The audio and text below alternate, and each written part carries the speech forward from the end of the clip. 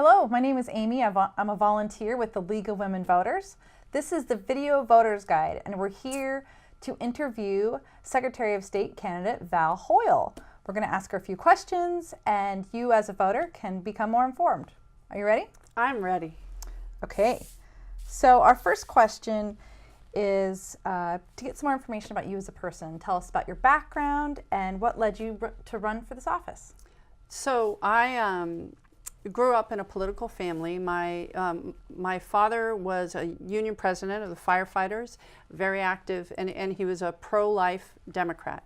My mother was a pro-choice Republican and worked with National Organization of Women and other groups to make abortion legal and birth control available before Roe versus Wade. So I grew up in a family from where, in a very young age, I knew that my voice mattered in the political process. I worked on my first campaign in 1974 when I was 9 years old. So it never occurred to me that my voice wouldn't matter.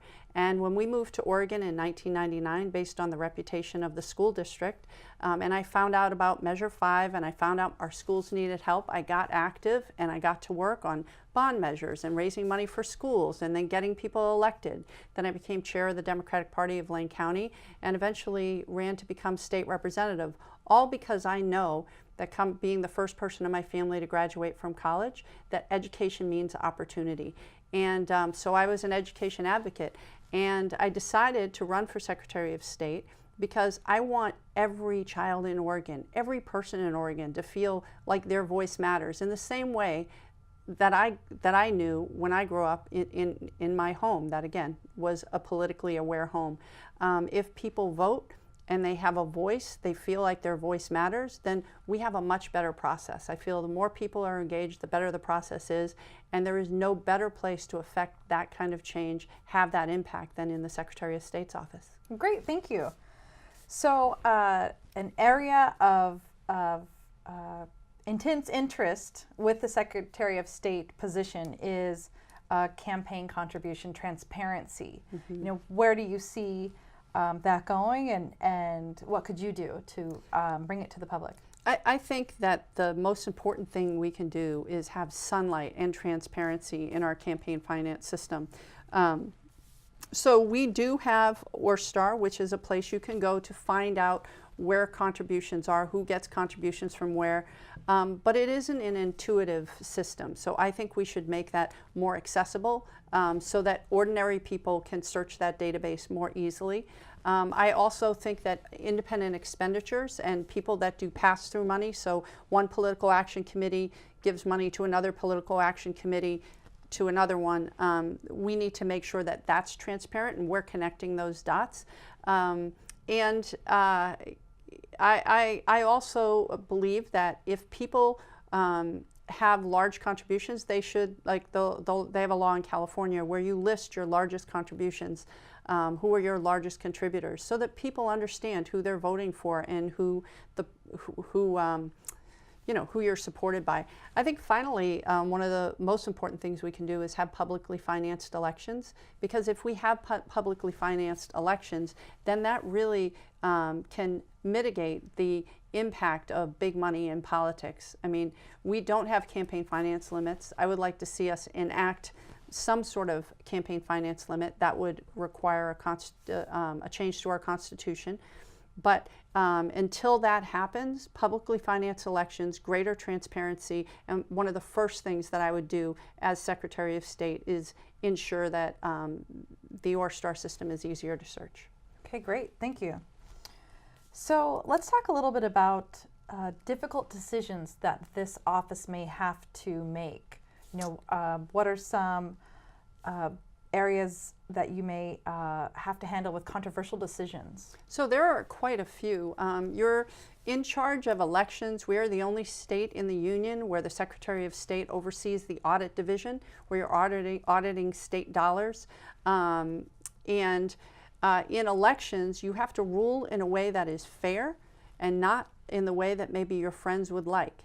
As the auditor-in-chief, you're effectively the ethical compass of our government. It means highlighting things that maybe aren't working right, that could save lives. I mean, it's not just, we have financial audits, performance audits, and IT audits. And sometimes that means highlighting things that people in your own party are doing that need to be brought to light so that we can fix it. I mean, as the Secretary of State, you're overseeing two of the most important areas in our state government. One is the elections process.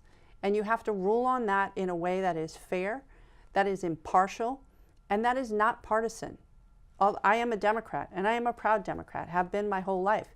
But my reputation in the building, both as a majority leader and as a state representative, is someone who is fair, someone who's transparent, and again, those decisions, when you make a decision based on the facts, it's kind of like being a referee on a sports team. You make the decision with the best decision based on the knowledge that you have. And there will be a lot of political pressures. I think the other one that's most obvious is redistricting. The person that's elected Secretary of State will be an incumbent in 2020, will likely be handling redistricting. And if you do that job well and you do that job fairly, if the redistricting comes to the Secretary of State's office, inherent in the job is that you're not going to make friends, because you have to make the decision based on communities of interest and not on political benefit. So I think I've shown throughout my career, 25 years in the private sector in international business, as a caucus leader who not only passed very progressive legislation, but maintained relationships with people across the political spectrum, that I would be willing to make hard decisions and be transparent about it. Okay, thank you. So we have about a minute remaining. Mm-hmm. Are there any other comments that you'd like to mention as a candidate? I think, first of all, thank you, and thanks to the League of Women Voters. It's an organization that my mother was involved in, I've got involved in, and I really appreciate what you do, again, to highlight issues in a way that's political but not partisan. And I think that I don't come from the Portland metro area, so there's a number of the voters that don't know me, but I am very excited to have the possibility of serving this great state. I've served the state as a state representative, as the majority leader of the House, and I would love to serve this state as your next Secretary of State. Well, great, thank you. Yeah. So thank you for watching. Again, this is the Video Voters Guide. My name is Amy. I'm a volunteer with the League of Women Voters, and we were just speaking with candidate Val Hoyle, who is a candidate for the Secretary of State office.